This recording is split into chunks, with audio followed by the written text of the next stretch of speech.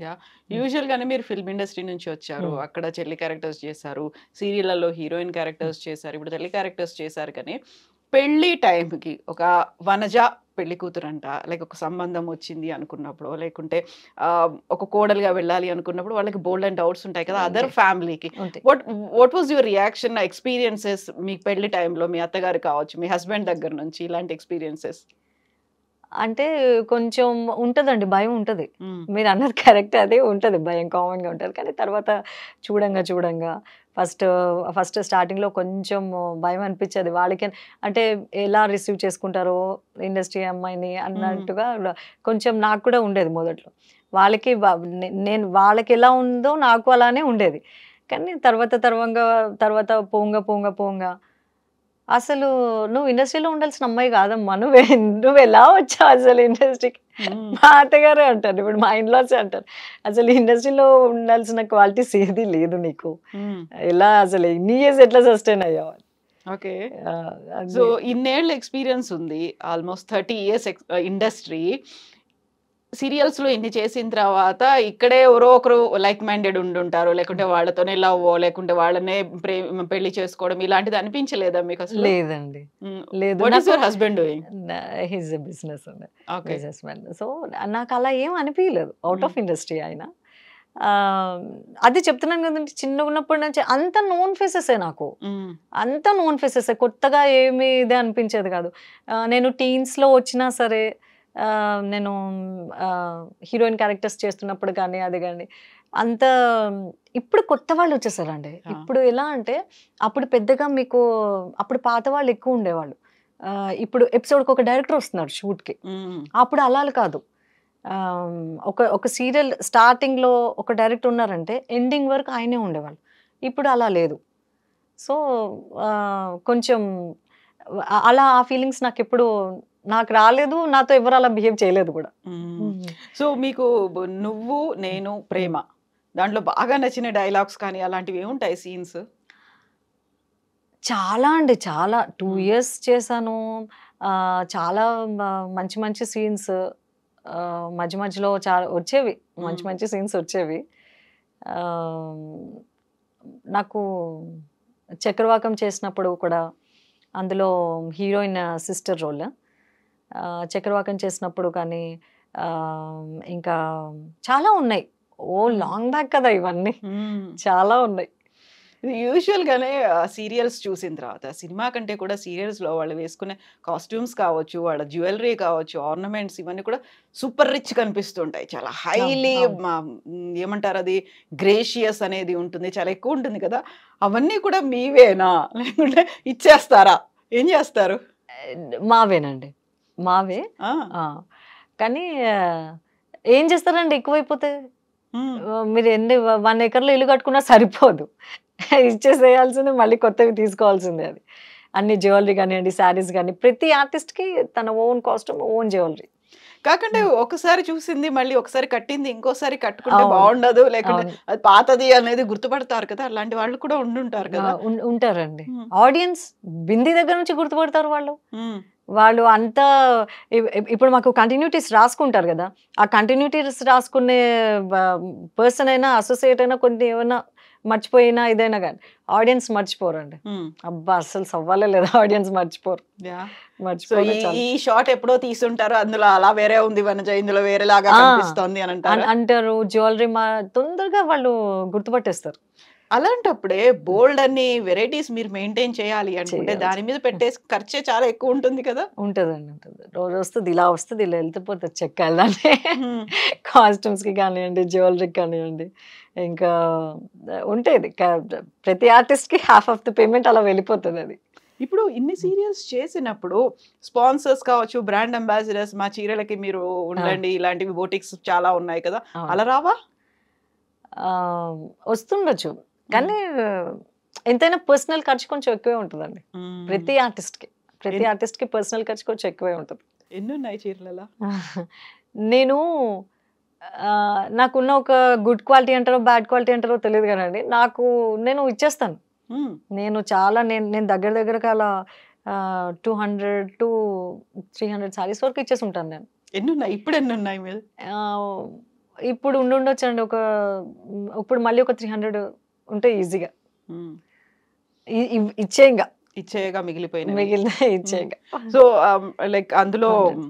చాలా రిచ్ శారీ అనేది చూస్తారా? కలర్ బాగుండాలనుకుంటారా? లేకుంటే ఇప్పుడు అంటే ఇప్పుడు మనం క్యారెక్టర్ వైజ్ తీసుకోవాలి కదండి. క్యారెక్టర్ వైజ్ ఈ క్యారెక్టర్కి ఈ పర్టికులర్ క్యారెక్టర్కి ఈ శారీస్ ఈ ప్యాటర్న్ ఇది. సో అలా సీరియల్కి కొత్తవి కొంటూనే ఉండాలి. ప్రతి ఆర్టిస్ట్కి అంతే. కొత్త క్యారెక్టర్ అంటే ఆ క్యారెక్టర్ దగ్గర శారీస్ తీసుకోవాలి, ఆ క్యారెక్టర్ దగ్గర జ్యువెలరీ కాస్ట్యూమ్ అంతా మళ్ళీ తీసుకోవాలి. ఇప్పుడు ఈ ఈ ఈ ఒక సీరియల్లో వేసుకున్న శారీ ఇంకో దాంట్లో వేసుకున్నా ఇంకా అసలు బాగుండదు. అది బాగుండదు. ఆడియన్స్ చెప్తున్నాను కదండి, చాలా షార్ప్, అసలు ఆడియన్స్ గుర్తుపట్టేస్తారు. మామూలుగా సింపుల్ గా ఉండేటువంటి చీరలు చాలా తక్కువ కనిపిస్తాయి కదా, ఏదో కాటన్ చీరలో ఇలాంటివి అనేవి కనిపించవు, చాలా రేర్ గా ఉంటాయి. నాకు అవే వస్తాయండి క్యారెక్టర్స్. నాకు అస్సలు అది ఎంత హెట్టిక్ అయిపోతాయి అంటే దొరకవు కూడా. షాపింగ్ చేద్దామంటే అవేమో ఇంట్లో ఉండవు. దానికోసం మీరు నమ్మరండి, అసలు నేను అంటే ఇది అయిన తర్వాత కానిస్టేబుల్ మంచి ఒక 6 months చేశాను. ఆ శారీ అంటే అది మీరు అన్నట్టుగా కాటన్ శారీసే. ఒక 10 shops తిరగాల్సి వచ్చింది. సేమ్ అంటే వాళ్ళు ఒక ప్యాటర్న్ పంపించారు, అది దొరకదు. షాప్ అతను, మేడం ఎవరు వేసుకుంటున్నారు మేడం ఇప్పుడు ఇలా, ఎవరు వేసుకుంటున్నారు? మరీ అంత చాలా గరీబోళ్ళు, చాలా బీదోళ్ళు ఎవరు లేరండి ఇప్పుడు, బయట కూడా ఎవరు లేరు. మనం చూపిస్తాం ఏదో సీరియల్స్ లో, కానీ బాగా గరీబోళ్ళు ఎవరు లేరు బయట ఇప్పుడు. ఎవరున్నారు చెప్పండి? నాకైతే ఎవరు అంత ఇదిగా ఒకప్పుడు ఉండేదేమో, ఇప్పుడు ఎవరు లేరు. కాస్ట్యూమ్ డిజైనర్ ఉంటారు, అక్కడ డిజైన్ చేసి పెడతారు తప్ప తెచ్చి ఇవ్వరు మీకు. ఇది ఇలాగ మీరు వేసేసుకోండి అన్నట్టుగా మీకోసం అలా పెట్టి ఉంచారు. ఇంకా వాళ్ళు పిక్స్ పంపిస్తారు, మీరే తెచ్చుకోవాలి, మేము తీసుకోవాలి. సో షెడ్యూల్స్ అనేవి ఎలా ఉంటాయి మీకు? ఎప్పుడు వెళ్తారు, ఎప్పుడు వస్తూ ఉంటారు? అంటే అందరి సంగతి నాకు తెలియదండి. నేనైతే 7:30కి స్టార్ట్ అవుతాను ఇక్కడ నుంచి కార్లోనే. ముందు రోజే నేను కాస్ట్యూమ్ అడిగి ముందు రోజు కాస్ట్యూమ్ అడిగి నేను వెళ్ళేటప్పుడు రెడీ అయిపోయి కార్లో, నాకు 40 minutes పడుతుంది లొకేషన్కి. నేను కార్లోనే మేకప్ వేసేసుకుంటాను. అక్కడ వెళ్ళిన తర్వాత ఓన్లీ హెయిర్ స్టైల్ ఉంటుంది. సో 8:49 లోపే నేను with makeup and costume hair style ఉంటాను, రెడీగా ఉంటాను. నాకు 7:30కి పిల్లలు స్కూల్కి వెళ్ళిన తర్వాత నేను స్టార్ట్ అవుతాను. నైట్ 8:30కి అలా నా వర్క్ అయితే చేసి పంపించేస్తానండి. నన్ను ఎవరు ఇబ్బంది పెట్టలేదు ఇప్పుడు దాకా. నైట్ షూట్స్ చేయడం కానీ ఏమి ఇబ్బంది పెట్టలేదు నన్ను. నా వర్క్ నాకు చేసి పంపించేస్తాను. ఇనీషియల్ డేస్ లో మీరు వచ్చినప్పుడు రోజుకి ఏమన్నా చేస్తే 1-2 సీన్లు చేసేవాళ్ళేమో. ఇప్పుడు మాత్రం 2-3 డేస్లోనే 2-3 ఎపిసోడ్స్ తీసేస్తున్నారు అనేది ఉంటుంది కదా. అప్పుడు చాలా ఓవర్లోడ్ అవుతుంది కదా, హెక్టిక్ షెడ్యూల్స్ అయిపోతాయి. అవుతుందండి, అవుతుంది. అలానే అయ్యింది. కానీ అంటే కొంచెం సీన్ పేపర్ చూసుకొని, అన్ని సీన్స్ నార్మల్ సీన్సే ఉంటాయండి. కొన్ని మీరు అన్నట్టుగా కొంచెం పర్ఫార్మెన్స్ స్కోప్ ఉన్న సీన్స్ ఉంటాయి. అది కూడా ప్రాపర్గా చూసుకునే టైం ఉండదు లొకేషన్లో. ఈయన చెప్తూ ఉంటారు, అక్కడ నుంచి వస్తూ ఉంటుంది, ఫ్యాక్స్ వస్తూ ఉంటుంది, ఇక్కడేమో రాస్తూ ఉంటారు, మీకు టైం ఉండదు. అలా ఇప్పుడు బాగా ఫాస్ట్ అయిపోయింది. అప్పుడు కొంచెం టైం తీసుకొని చేసేవాళ్ళు, అన్ని టైం తీసుకొని చేసేవాళ్ళు అప్పుడు. ఇప్పుడు అలా లేదు. ఇట్లా డ్రెస్ చేంజ్ ఇలానే, సీన్ ఇలానే, అన్ని ఇలానే. సో అక్కడ లొకేషన్ లోనే కూర్చొని డైలాగ్స్ రాస్తూ ఉంటారు, సీన్లు అప్పుడు డిజైన్ చేసి చెప్తూ ఉంటారు. అయిపోయింది అన్ని, ఇన్ కేస్ త్వరగా అయిపోయింది అంతా, అయ్యి లేదు ఆర్టిస్టులు ఉన్నారు, ఇంకేదైనా రాయండి, ఏదో ఒకటి చేయాలి, రాయండి. ఇప్పుడు అట్లా కూడా అయిపోయింది. సో మీరు ఇనీషియల్ డేస్ లో దూరదర్శన్కి చేసినప్పుడు షార్ట్ ఫిల్మ్స్ ఉండేవి, లేకపోతే 13 ఎపిసోడ్స్ మాత్రమే సీరియల్ ఎండ్ అయిపోయాయి. ఇప్పుడున్న సీరియల్ అన్ని కూడా వచ్చేవి ఏళ్ల తరబడి ఉంటాయి. మీరు చేసిన నువ్వు నేను ప్రేమ ఆల్మోస్ట్ 700+ ఎపిసోడ్స్ ఉన్నట్టుంది. ఉందండి, 2 years వచ్చింది. అన్ని జీడిపాకం సీరియల్లు అంటూ ఉంటారు. అప్పటికప్పుడు క్రియేట్ చేసి ఏదో లాగాలి, ఏదో చెయ్యాలి, ఏదో చూపించాలి, ఇంకా ఏదో ఏడిపించాలి, అదే కనిపిస్తున్నాయి కదా.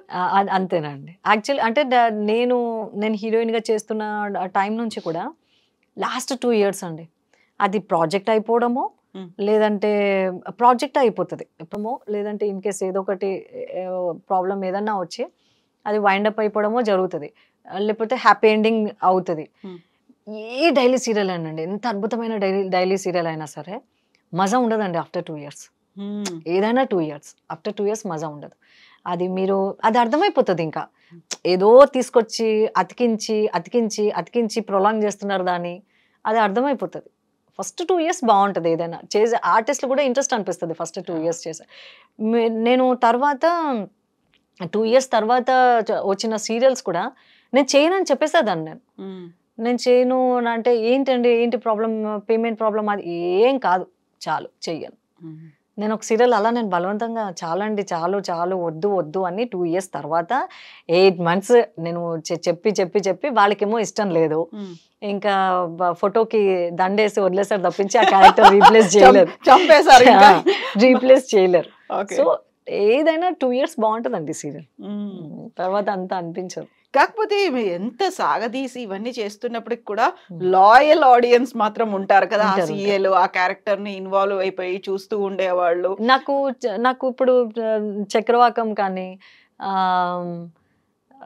ఇంకేంటది వరోధిని పరిణయం కానీ తూర్పు వెళ్ళే రైలు కానీ ఇలా మీరు అన్నట్టుగా చాలా ఇయర్స్ అయిపోయింది అది స్టిల్ అదే ఫ్యాన్ ఫాలోయింగ్ ఉంటుంది ఇప్పటికీ నాకు గుర్తులేదు కానీ వాళ్ళు చెప్తారండి సీన్ టు సీన్ అసలు ఆడియన్స్ అప్పుడు ఆ సీరియల్ నేను చేసిన ఈ సీరియల్స్లో ఈ సీన్ మీరు చాలా బాగా చేశారు నాకు గుర్తులేదు కానీ వాళ్ళు బాగా అన్నీ చెప్తారు నేను చేసిన ఇన్ని సీరియల్స్లో ఇంకా అంటే పర్టికులర్గా నాకు ఫ్యాన్స్ ఉన్న వాళ్ళు ఉంటారు కదా చెప్తారు అన్ని మాకు ఈ సీన్ బాగా నచ్చింది ఆ సీరియల్లో అని సో మీకు ఆ డైరెక్టర్ చెప్పినట్టుగా ఏడుపు కన్నీళ్లు ఉంటేనే టీఆర్పీలు వస్తాయి హిట్ అయినట్టు క్లిక్ అయినట్టు అనుకుంటే ఈ కాంపిటీషన్ కూడా బాగా పెరిగింది మన దగ్గర మా ఉంది జీ ఉంది జెమినీ ఉంది ఇలాంటి దాంట్లో డైలీ ఇన్ని సీరియల్లు వస్తూ ఉంటాయి కదా ప్రతి దాంట్లోనూ ఏడుపు క్యారెక్టర్ ఇవన్నీ అనేసరికి ఒక స్టేజ్ లో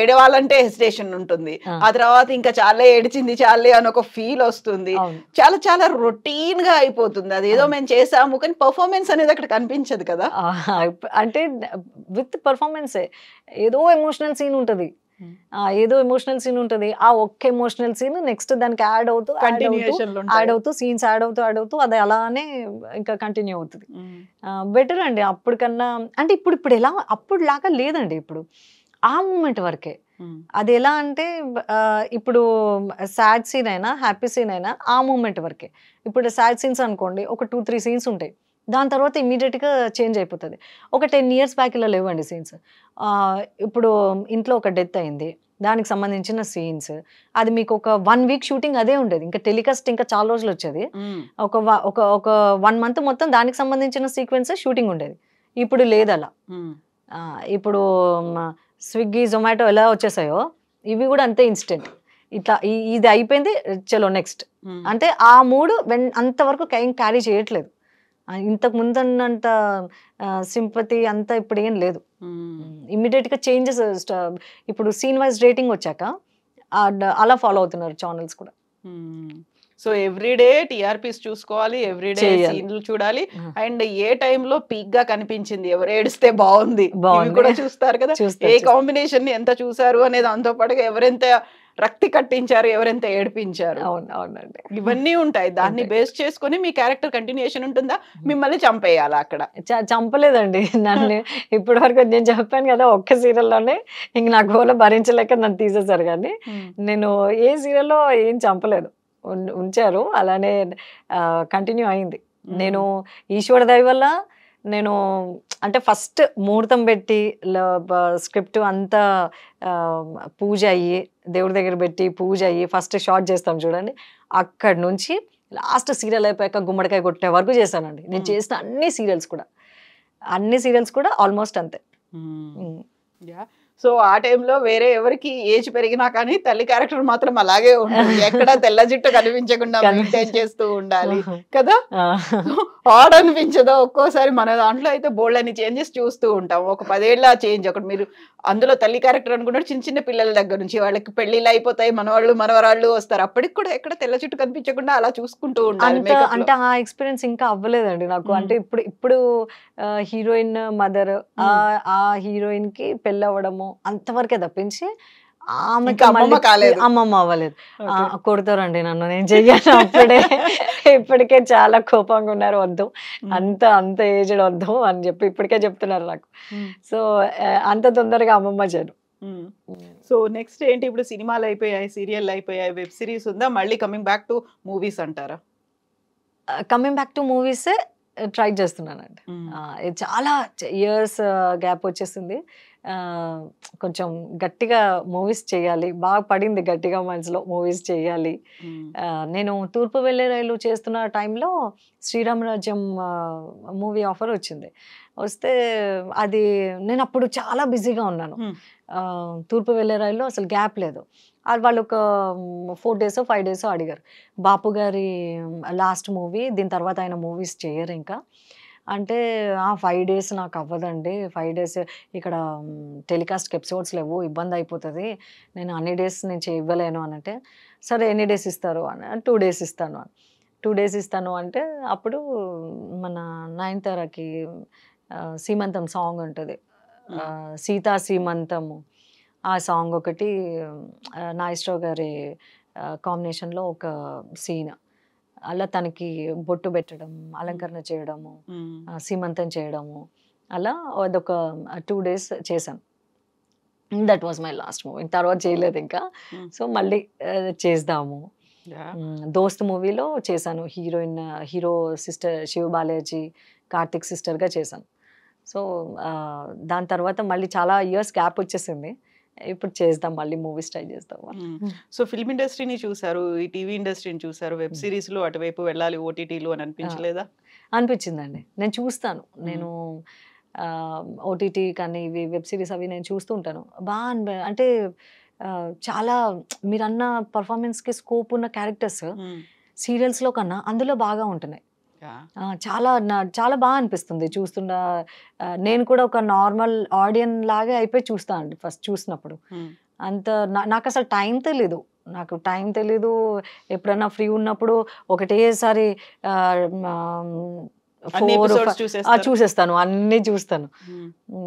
మా పాప కంప్లైంట్ చేస్తూ ఉంటది, అమ్మ ఇంత పిచ్చి ఏంటమ్మా అసలు, అంత చూస్తే అదే పనిగా కంటిన్యూస్ గా చూస్తాం. నాకు ఇష్టం అది.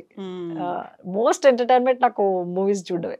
Okay, movies and TV industry, దీనికి ఉన్నటువంటి తేడాలు ఏంటి మీరు గమనించినవి? పర్ఫార్మెన్స్ వైజ్ అయితే ఏం లేదండి. పర్ఫార్మెన్స్ వైజ్ ఏదన్నా ఒకటే, కాకపోతే ఇది కొంచెం టైమింగ్స్ ఉంటాయి. మార్నింగ్ ఈవినింగ్ 6 కల్లా అయిపోతుంది మూవీ.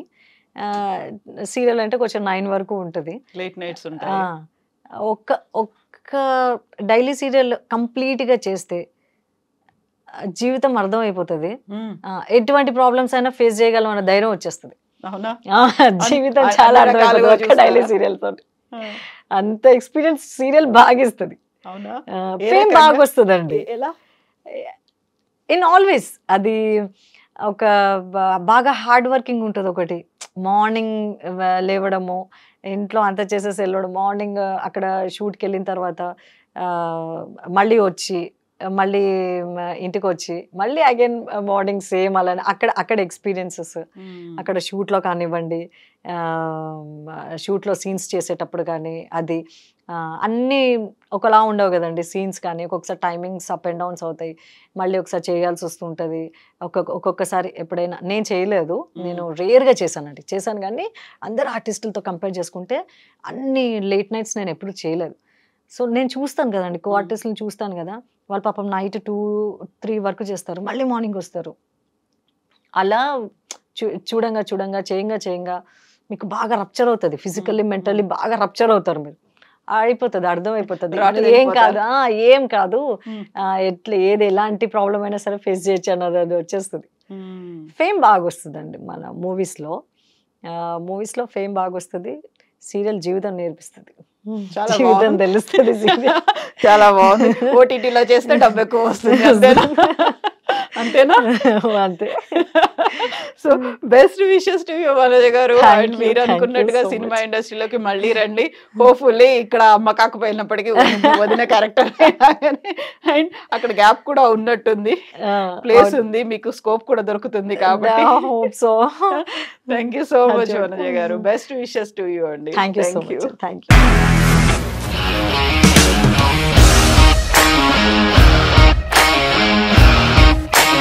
ఇండస్ట్రీలో కమిట్మెంట్ ఇష్యూస్ వస్తే నీకు కూడా వచ్చినట్టు? మార్నింగ్ తీసుకెళ్ళానంటే కొద్ది పడేసాడు.